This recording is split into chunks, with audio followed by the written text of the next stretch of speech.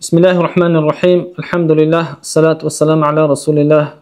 اما بعد، السلام علیکم و رحمت الله و برکاته. بینندگان گرامی قدر، ان شاء الله امروز سر یک نقطه خواهیم صحبت کرد که می شود گفت که این داغ روز است و این هم باشد دور بودن از دروغ گفتن و چنگ زدن و راستگویی و راست قولی.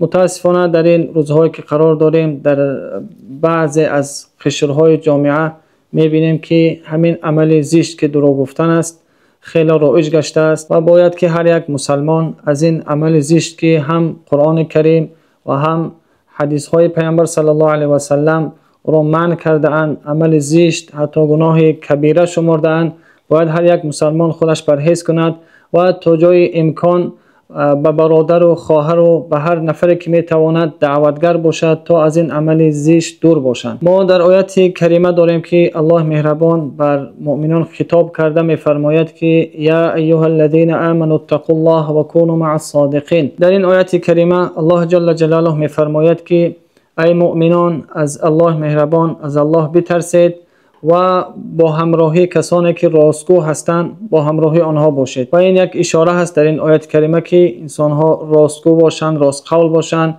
و از دروغگویی پرهیز کنند. خیلی وعید است برای مسلمانان که در حدیث پیامبر خدا صلی الله علیه و سلم فرمودند نشانه های منافق سه هست، یعنی منافق سه نشانه دارد. یکمین نشانه منافق را گفتند که هر وقت که صحبت میکند دروغ میگوید. یعنی منافق در اینجا به معنای یعنی گناه کبیره است، یعنی شخصی که اگر دروغ میگوید گناه کبیره کسب میکند و هر مسلمانی باید از این وعید پیامبر خدا صلی الله علیه و سلم پند بگیرد و از این عمل زشت دور باشد. والا یکی از امامان جلیل، امام سفیان ثوری، به یکی از نفران که نامشان علی ابن حسن هست وصیت کرده. چند سخنهای زیبایی میگویند که در همین موضوع ماست. امام سفیان ثوری میفرمایند که علیک بالصدق فی المواطن كلها و ایاک والکذب والخیانه و مجالسه اصحابها فانها وزر كله.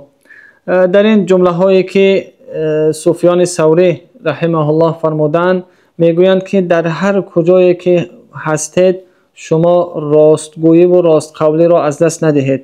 یعنی در هر حالت، در هر کجای هستید دائم راستگو و راست قول باشید و از دروغ گفتن و خیانت کردن و نشستن با کسانی که دروغگو هستند و خیانت کننده هستند پرهیز کنید، زیرا همه این عمل ها گناه است. دوستان گرامی، ببینید در این هم آیت و هم در حدیث پیامبر صلی الله علیه و سلم و هم در این پنده که امام سفیان ثوری برای ما گفتند، همش برای آن است که مسلمان باید که از دروغ گفتن بپرهیزد و در هر کجایی که نباشد. حالا میبینیم که یک داغ جامعه شده، کسانی که اکثرا در بازار فعالیت دارند، کار میکنند، یعنی بعضا دروغ میگویند، بعضا بالای دروغ گفتن قسم یاد میکنند که این عمل حرام است، اجازه داده شدگی نیست. نباید مسلمان در همون درآمدی که میکند دروغ را یکجا کند، زیرا دروغ هم انسان را ضعیف میکند، هم ایمان انسان را ضعیف میکند.